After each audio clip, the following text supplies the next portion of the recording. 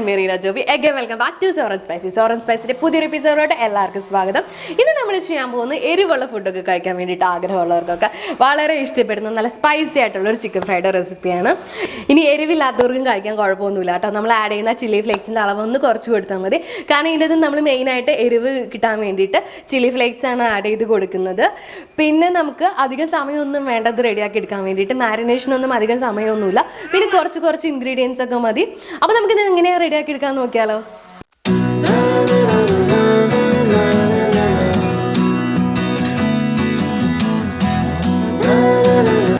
അപ്പോൾ chicken fry റെഡിയാക്കി എടുക്കാൻ വേണ്ടിയിട്ട് നമുക്കിത് ഇത്രയും കാര്യങ്ങൾ അത്യാവശ്യമുണ്ട്. അപ്പോൾ നമുക്ക് ഇൻഗ്രീഡിയൻസ് എന്തൊക്കെയാണെന്ന് നോക്കാം. ഞാനിവിടെ ഒരു 1/2 കിലോ ചിക്കൻ കഴുകി വൃത്തിയാക്കി വലിയ പീസായിട്ട് നുറുക്കിയെടുത്തിട്ടുണ്ട്. ഞാൻ ചിക്കനുമ്പോൾ ചെറുതായിട്ടൊന്ന് വരഞ്ഞു കൊടുത്തിട്ടുണ്ട് കേട്ടോ. പിന്നെ നമുക്കൊരു 20 ചെറിയുള്ളി ചതച്ചത് ഇതേപോലെ വേണം. ഇത് അത്യാവശ്യം വലുപ്പമുള്ള ഉള്ളിയാണ് ഞാൻ എടുത്തത്. അത് ഇതേപോലെ ചതച്ചെടുത്തിട്ടുണ്ട്. പിന്നെ ഒരു 12 വെളുത്തുള്ളി ഇതേപോലെ വട്ടത്തിൽ ചെറുതായിട്ട് കട്ട് ചെയ്തെടുത്തിട്ടുണ്ട്. ഒരു വലിയ പീസ് ഇഞ്ചി ഇതേപോലെ ചെറുതായിട്ട് കട്ട് ചെയ്തെടുത്തിട്ടുണ്ട്.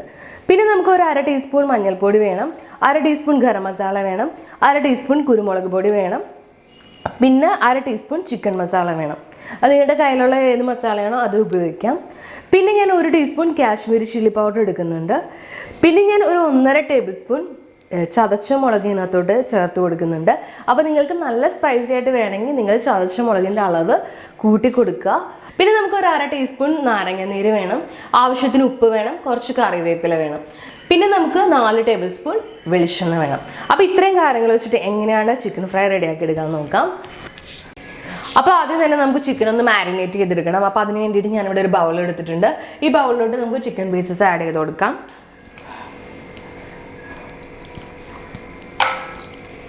അപ്പോൾ ഞാൻ ചിക്കൻ പീസസ് എല്ലാം കൂടെ ഈ ബൗളിലോട്ട് കൊടുത്തിട്ടുണ്ട്. ഇനി നമുക്ക് ഇതിനകത്തോട്ട് പൊടികൾ ചേർത്ത് കൊടുക്കാം.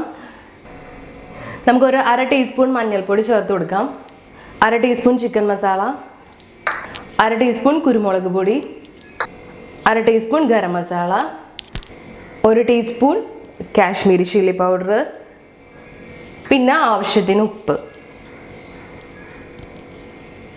ഇനി നമുക്ക് ചേർത്ത് കൊടുക്കാനുള്ളത് ലെമൺ ജ്യൂസാണ്. അത് ഞാനൊരു 1/2 ടീസ്പൂൺ ചേർത്ത് കൊടുക്കുകയാണ്.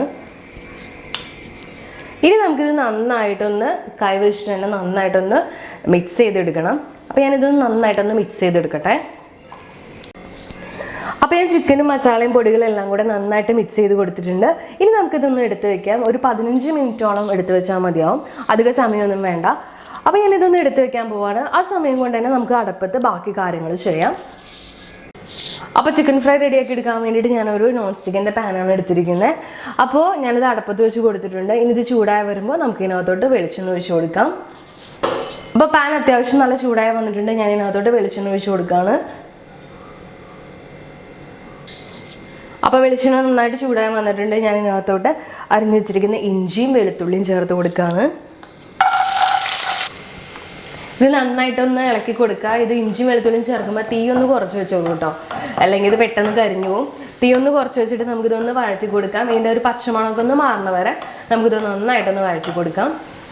അപ്പോൾ ഇഞ്ചിയും വെളുത്തുള്ളിയും ചെറുതായിട്ടൊന്ന് മൂത്ത് വന്നിട്ടുണ്ട്. ഇതിനകത്തോട് ഞാൻ കുറച്ച് കറിവേപ്പില ചേർത്ത് കൊടുക്കുകയാണ്. നന്നായിട്ടൊന്ന് ഇളക്കി കൊടുക്കുക. ഇനി നമുക്ക് ഇതിനകത്തോട്ട് ചതച്ച് വെച്ചിരിക്കുന്ന ചുവന്നുള്ളി ചേർത്ത് കൊടുക്കാം.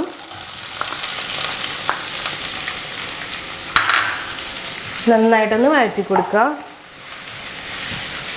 നമുക്ക് ഇതിനകത്തോട്ട് ഒരല്പം ഉപ്പ് ചേർത്ത് കൊടുക്കാം. ഓൾറെഡി നമ്മൾ ചിക്കൻ മാരിനേറ്റ് ചെയ്ത് കഴിഞ്ഞപ്പോൾ ഉപ്പ് ചേർത്തതാണ്. അതുകൊണ്ട് ഉള്ളിക്കുള്ള ഉപ്പ് മാത്രം ചേർത്ത് കൊടുത്താൽ മതിയാവും. അതുകൊണ്ട് കുറച്ച് ഉപ്പ് ചേർത്ത് കൊടുക്കാം. ഇനി ഇത് നന്നായിട്ടൊന്ന് വഴറ്റി കൊടുക്കുക. ഉള്ളി ഒരു ബ്രൗൺ കളറായിട്ട് വരണം. അതുവരെ നമുക്ക് നന്നായിട്ടൊന്ന് വഴറ്റി കൊടുക്കാം. അപ്പോൾ നമ്മുടെ ഉള്ളിയൊക്കെ നന്നായിട്ട് മൂത്ത് വന്നിട്ടുണ്ട്, ഒരു ബ്രൗൺ കളറൊക്കെ ആയി വന്നിട്ടുണ്ട്. ഇനി നമുക്ക് ഇതിനകത്തോട്ട് ചില്ലി ഫ്ലേക്സ് ഇട്ട് കൊടുക്കണം. അത് ഓരോരുത്തരുടെ എരിവിനനുസരിച്ച് ഇട്ട് കൊടുക്കുക. ഞാനിപ്പോൾ ഒരു 1.5 ടേബിൾ സ്പൂൺ ഇട്ട് കൊടുക്കുകയാണ്. ഇത് അത്യാവശ്യം നല്ല എരിവുള്ളതാണ്, അതുകൊണ്ട് തന്നെ ഞാൻ ഒരു 1.5 ടേബിൾ സ്പൂൺ ഇട്ട് കൊടുക്കുന്നുള്ളൂ.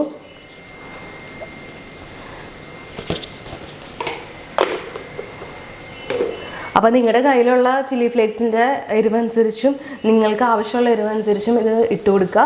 എന്നിട്ട് നന്നായിട്ടൊന്ന് മൂപ്പിച്ചെടുക്കണം. ഇതും കുറച്ച് നേരം ഒന്ന് മൂപ്പിച്ചെടുക്കണം. പക്ഷെ ഇത് പെട്ടെന്നാവും, ഒരു 2 മിനിറ്റൊക്കെ മതിയാവും. അപ്പോൾ ഇത് നന്നായിട്ടൊന്ന് മൂത്ത് വന്നോളും. അപ്പോൾ നമ്മൾ ചേർത്ത് കൊടുത്ത ചില്ലി ഫ്ലേക്സ് നന്നായിട്ടൊന്ന് മൂത്ത് വന്നിട്ടുണ്ട്. ഇനി നമുക്ക് ഇതിനകത്തോട്ട് ചിക്കൻ ചേർത്ത് കൊടുക്കാം. അപ്പോൾ നമ്മൾ മാരിനേറ്റ് ചെയ്ത് വെച്ചിരിക്കുന്ന ചിക്കൻ ഏകദേശം ഒരു 15 മിനിറ്റ് കൂടുതലായിട്ടുണ്ട്. നമ്മുടെ ഉള്ളിയൊക്കെ വളർന്ന് വന്നപ്പോഴേക്കും അത്യാവശ്യം മസാലയൊക്കെ ചിക്കനിൽ പിടിച്ചിട്ടുണ്ട്. അപ്പോൾ ഇനി നമുക്ക് ഇതിനകത്തോട്ട് ചിക്കൻ ചേർത്ത് കൊടുക്കാം.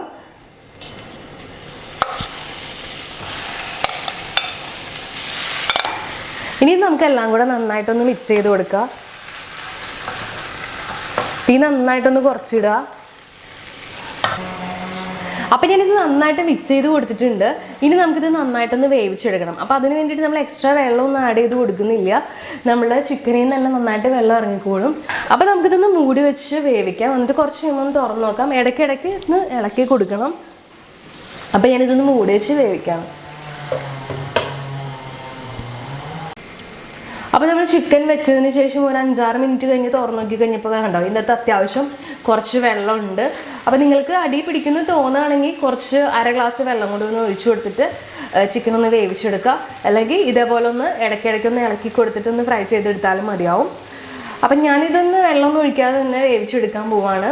എന്നിട്ട് നമുക്ക് ചിക്കൻ വേവണ വരെ ഇതൊന്ന് മൂടി വെച്ചിട്ട് ഒന്ന് വേവിക്കാം. മൂടി വയ്ക്കുമ്പോൾ ഇടയ്ക്കിടയ്ക്ക് തുറന്നിട്ട് ഒന്ന് ഇളക്കി കൊടുക്കാൻ മറക്കരുത്. അപ്പം ഞാനിത് വീണ്ടും മൂടി വയ്ക്കാൻ പോവാണ്. എന്നിട്ട് നമുക്ക് വേവുന്ന വരെ ഒന്ന് വെയിറ്റ് ചെയ്യാം.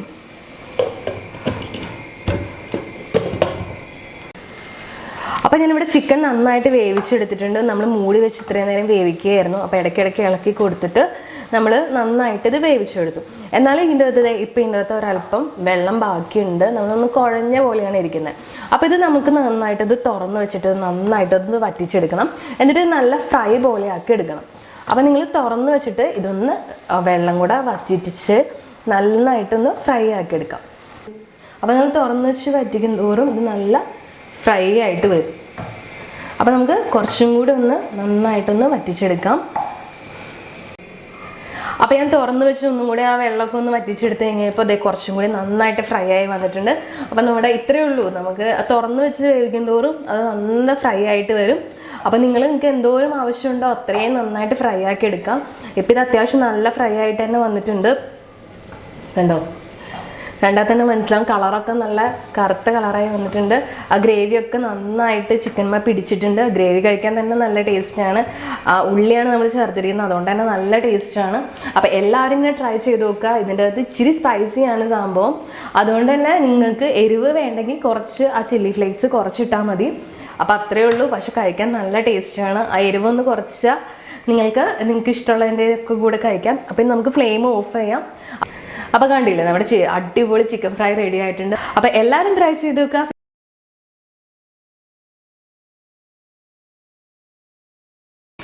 അപ്പോൾ കണ്ടില്ലേ, വളരെ കുറച്ച് ഇൻഗ്രീഡിയൻസോട് വളരെ പെട്ടെന്ന് തന്നെ നമ്മൾ റെഡിയാക്കി എടുത്തു. മാരിനേഷനൊന്നും അധികം സമയം നമുക്ക് ആവശ്യമില്ല.